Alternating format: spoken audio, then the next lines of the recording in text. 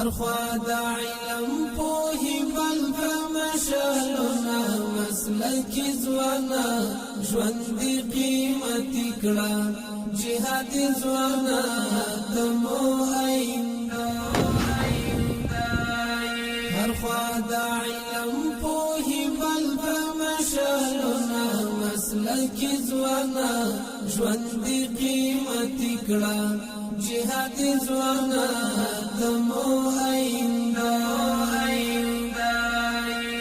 د دین دفاع کړه غافل نشي مسلکي ځوانا ژوند دې قیمتي کړه جهاد ځوانا د مو آینده د دین دفاع کړه غافل نشي. بسم الله الرحمن الرحیم. د تخنیکی او مسلکی تعلیماتو اداره وس چې الحمدلله افغانستان له هر ډول اشغال څخه ژغورل شوی او د اسلامي امارت په واکمنېدو سره په هره برخه کې د پرمختګ او کار زمینه برابر شوی، اسلامي امارت دا زیار باسي چې هره برخه کې ځان بسیاینې ته ورسیږي چې په دې موده کې په ډیرو صنعتي برخو کې په ځان بسیا شوی هم دی. دې کې شک نشته که افغانانو ته زمینه برابر شي نو کولی شي په هر ډګر کې بریالیتوب خپل کړي او له سیالانو سره ځان سیال کړي. دا یې ثابته کړې هم ده. فکري جګړه دا دښمن ایښي دي دامونه مسلکي ځوانا ژوند دې قیمتي کړه.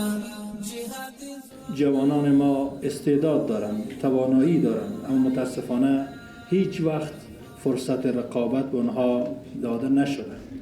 من در مجلس افتتاح هم گفتم که امسال ما در چین یک مسابقه ای بود که فقط 4 نفر از استادا و شاگردای ما شرکت کرد. الحمدلله در اون مسابقه یکی از اساتید ما در کنار داورانی از روسیه و چین و ژاپن قرار میگیره. در میان 60 کشور یک افتخار بزرگی است برای افغانستان.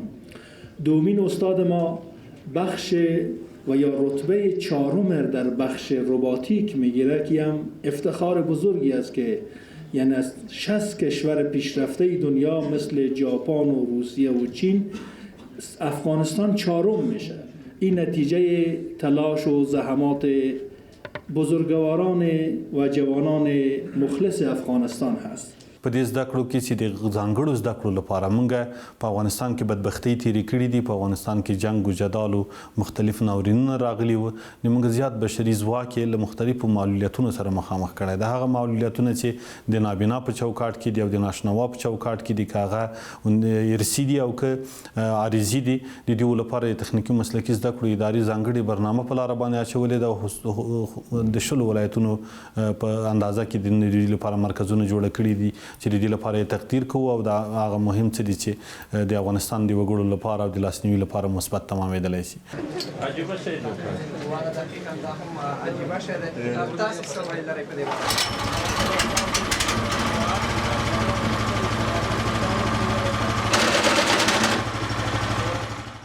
تخنیکی او مسلکی زده کړو اداره چې په تعلیمي سکتور کې یو له مهمو بنسټونو څخه شمیرل کیږي او ماهر او مسلکی د کار قوه بازار ته وړاندې کوي. په اوس وخت کې اسلامي امارت د دغه ادارې اهمیت په درک سره ډیر پام ورته اړولی دی چې ښې لاسته راوړنې هم لري. د تخنیکی او مسلکی زده کړو اداره د افغانستان او یا د په اوسني ښوونیز نظام کې د 3 لویو هغو نهادونو په قطار کې راځي چې په تعلیمي او ښوونیز ډګر کې دننه فعالیت کوي. دا اداره څومره چې ما مطالعه کړې ده 5 لویې برنامې له خپل لاس لاندې لري چې دا 5 واړه ټولې حیاتي برنامې دي.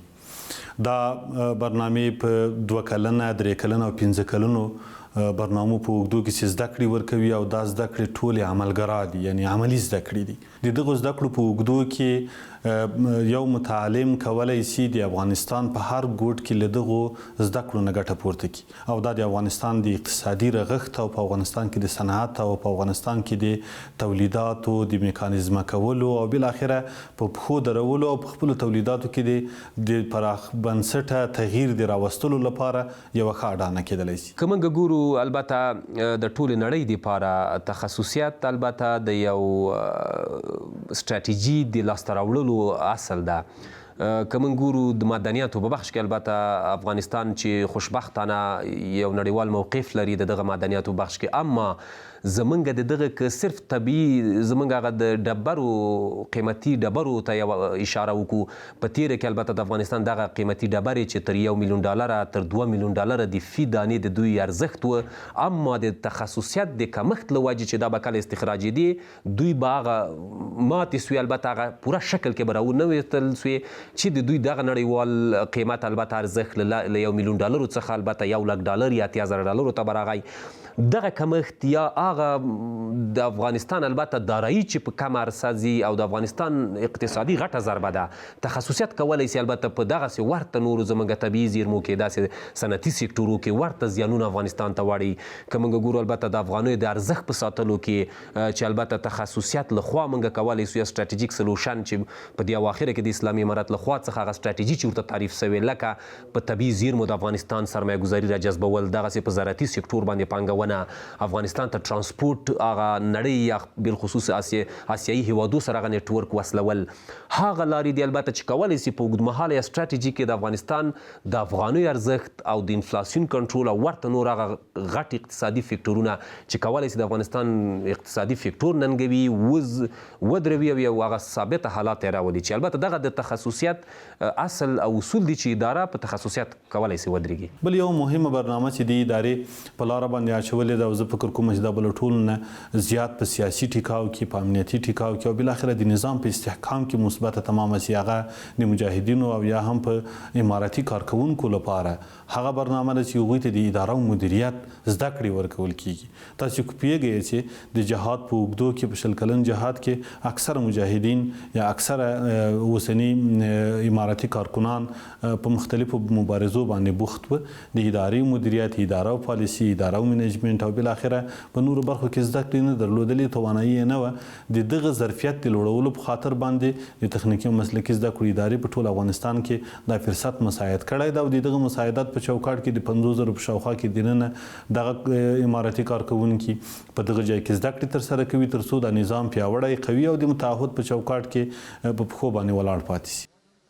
دغه ادارې په تیرو 2 کلونو کې 2 نندارتونونه په لاره واچول چې په لومړي نندارتون کې تر 1200 پروژې په لاره اچول شوې وي چې 150 پروژې د تطبیق وړ وګرځېدلې.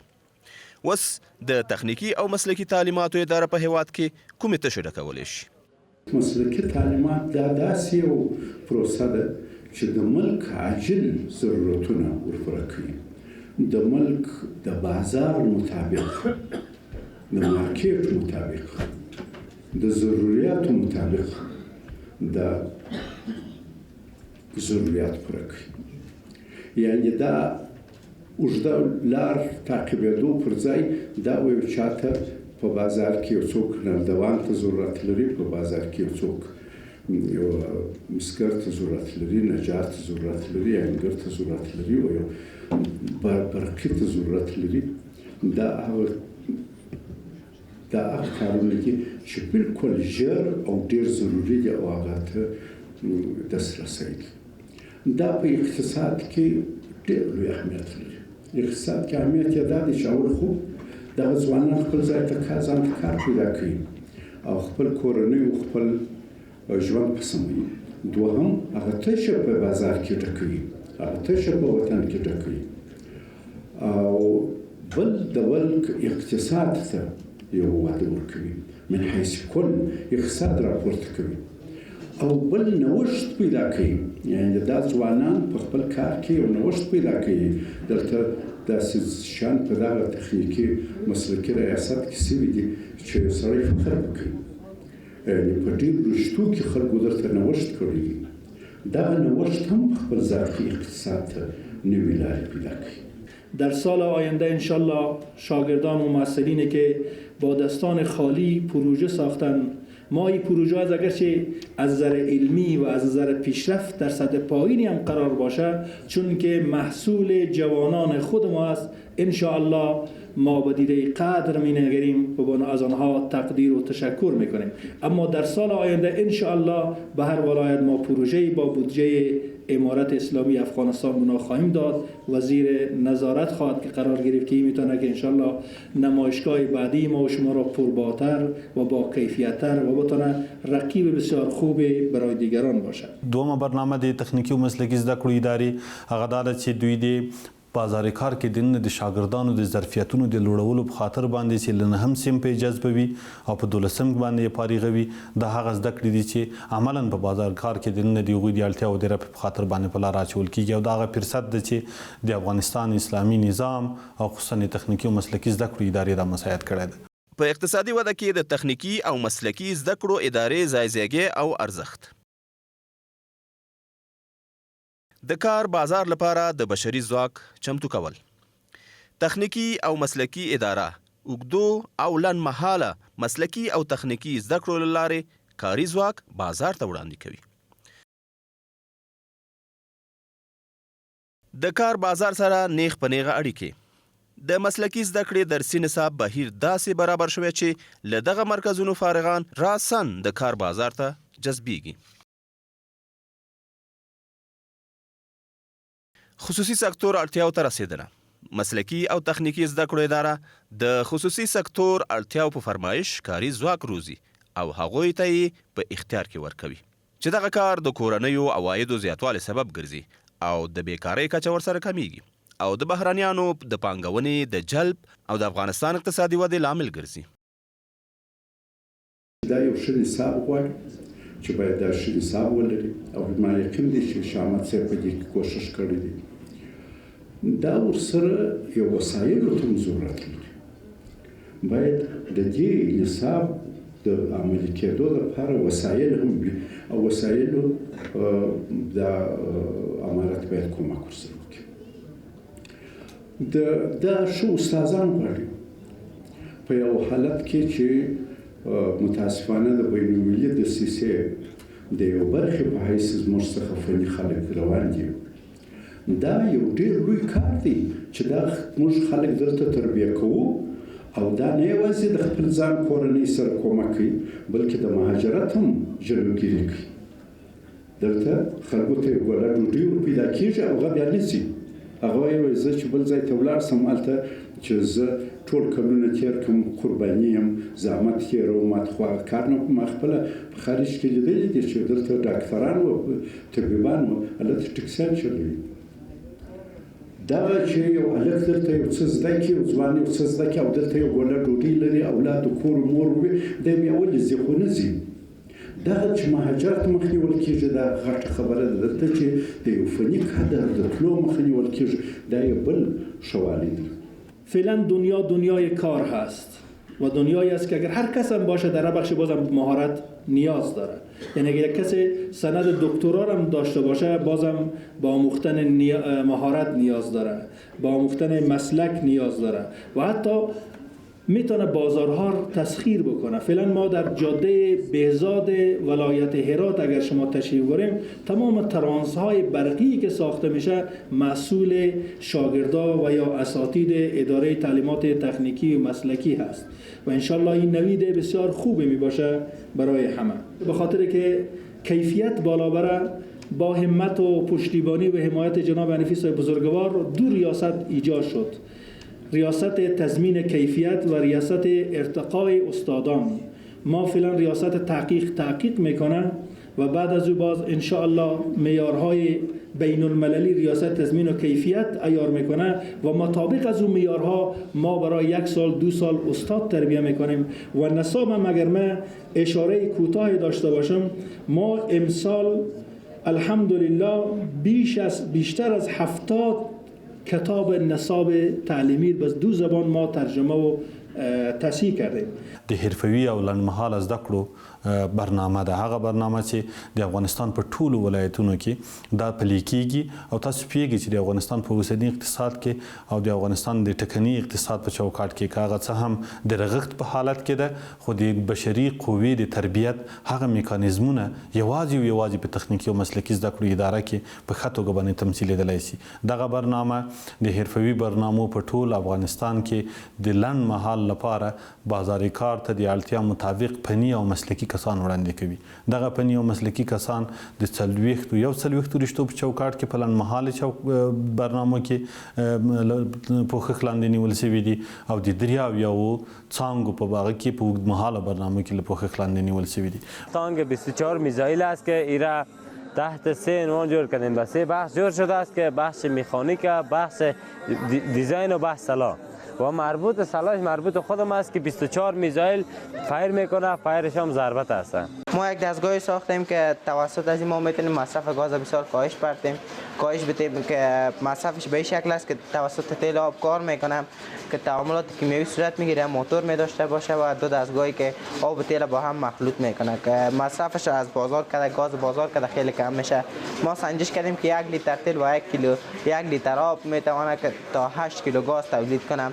ما پهپادی که ساختیم شبیه ساز است، طیاره های C-208 است که در افغانستان در امورات نظامی از استفاده میشه. ما شبیه ساز امور را ساختیم و بدنه زیره که است ما از کاک ساختیم. اجزای تشکیل دهنده از قوه محرکیش موتور برشلس است و اجزای کنترلی ازی که حرکت میکنه توسط موتور سرو است. برای فعلا این رقم طراحی کردیم به خاطر نداشتن بودجه کافی، فقط میتونه پرواز بکنه، قابلیت پرواز را داره. یک دانه تانک جور کردیم که موادای از کارتن است، پلاستیک است و آهن است. با هزینه 3000 افغانی باسمان تمام شد. با مدت 1 ماهی تانگ تکمیل ساختن جورش کردیم. این تانگ ما که است قابلیت هدفگیری را داره، قابلیت را کردن داره و با مدت 50 متر هدف میتونه بزنه. در ساخت خودم است، به نمایش آوردیم اینجا. این سالا را در مدت تقریبا 4 روز الی 5 روز طول میکشه که جور میشه و چوب ازی را که میبینید چوب ازی را مکمل خودم همراه دست خود ساختیم. خود از این سلا را اگر ما خریداری کنیم در دسترس ما نیست، اما این یکی از مجاهدینای امارت اسلامی برای ما کمک کرده که ما بتانیم از یک سلای پیشرفته تر جور بکنیم. هزینه ازی که خودم مصرف کردیم 10,000 افغانی هزینه برده. یو ولډینګ ماشین ده، سولار سیستم ده چې اتومات کله مار راوخیږي په اتومات خپل ځان برابري. پوشمن کور ده، مثلا باران چې کوم وخت کې ووريږي هغه د اتومات کور ته یو زنګ وخی چې د باران شروع وکړه. یو نو نبیران لپاره لند لپاره نه کې جوړ شي چې مثلا کوم وخت باندې وځي بدون کوم نفر نه غدا کولای شي چې دیوار یا کوم نفر چې مخه تراشه ورته الارم زنګ وکړي او دغه سکواټور د پښکاري په واسطه باندې په هوا په واسطه باندې دا کنټرولېږي. او یو ساوند باکس ده او دا چې د کنټرول د لرې ځای نه چې هر نقطې کې اوسېږي، د خارج کې اوسېږي، افغانستان کې اوسېږي، فقط انټرنیټ سره وصل اوسېږي، کولی شي چې خط وصل کې هر شی د فابریکو دپاره استفاده کېږي، د فاترو دپاره، کامرو دپاره، هر څه دپاره استفاده کېږي. یک رادار تانک جور کردیم که در مدت 2 هفته جورش کردیم. ابتکاراتش هم است که 50 متر مسافه را میتونه فایر کنه، هدف دیه، قابلیت هدفگیری را دارد.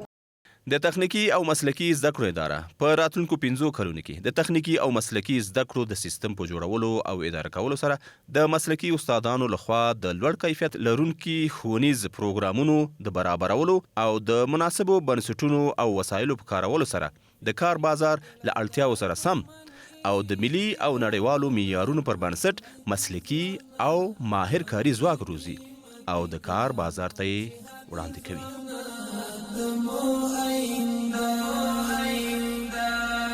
هر خوا د علم پوهې بل کړه مشالونه، مسلکي ځوانا ژوندي قیمتي کړه، جهادي ځوانا د مو آینده. دا تخنیکی او فکر زده کړي مسلکي ځوانا ژوندي قیمتي کړه، جهادي ځوانا د مو آینده. دا تخنیکی او فکر زده کړي مسلکي ځوانا ژوندي قیمتي کړه جهاد ځوانا تمو